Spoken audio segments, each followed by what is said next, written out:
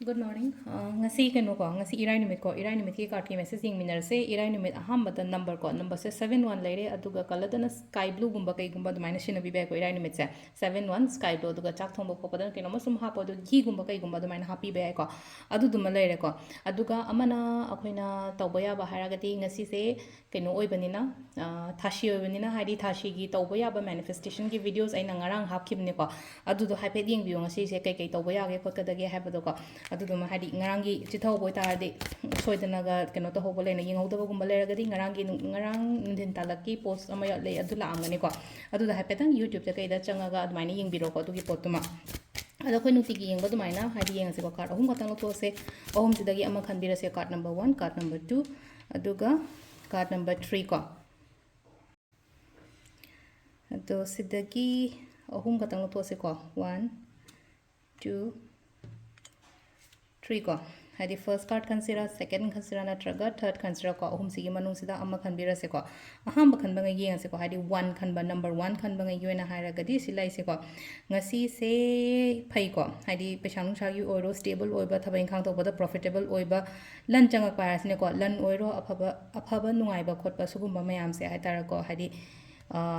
adumaina aigi life ta haida aigi imung da changa pokho pa damaina oina oire ko se haidi success oire ko haidi financial stability oiro ama oiro ko silai se duga isa gi su ko khatang haidi friday so oibana kitang wakan su nuai na layo ke na mau ko haidi friday haraga di friday di venus ki no mene ko haidi ishan aina ke ban nan matam da aingon da luxury attract tawgani ba aduna haidi first card ki keno silai ko cleansing phajana tawra duga ishan na na gumba phamaga manifestation gumba tawbiro ko aduga anishuba card khanba yengasiko anishuba card chena hari ngasigi oina opportunities se khara lae ko makal khudong jaba gumba haitara ko mai taraga lae ado sida laino ko opportunities khara options khara lai sida phajana khandaraga haitare aina pame poto hari kar mana phagada ke haina khallaga dumaina gumba chatpi ba hadi lae na manga do loina mak logoda banate ko aduda engonda kana gada ba ama ani gumba dumai taraga choose taraga tobi ba ko sida ko number 2 khanba ngai yona haraga di ko number 3 sina ketang nungai ta ba hai negative thoughts maya ama mai tar ko wakan nuai ta bani khangde pungkhan na khanjan bani khangde ama dumai taraga leire ko sigi pot se ko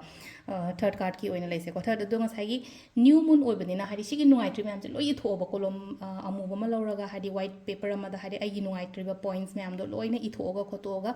adu do mai thadu ga dustbin da kai da dumai na lang thokhiba ama toba yai ko aduga amana ishagi oina harasine ko ising kitang lumbu saba gumba lobire na ko aduda rock salt khatang hapaga iruga se phasana luthoga meditate tawraga ne ko haidi meditation taw matam sida haidi phatawdi kai ka suguma mayam se release to honba mai shada gi haigi nuai treba wakhan noiro nuai taba energy se na harasine ko adi yamna negativity laye surrounding se kaina ga haraga de ko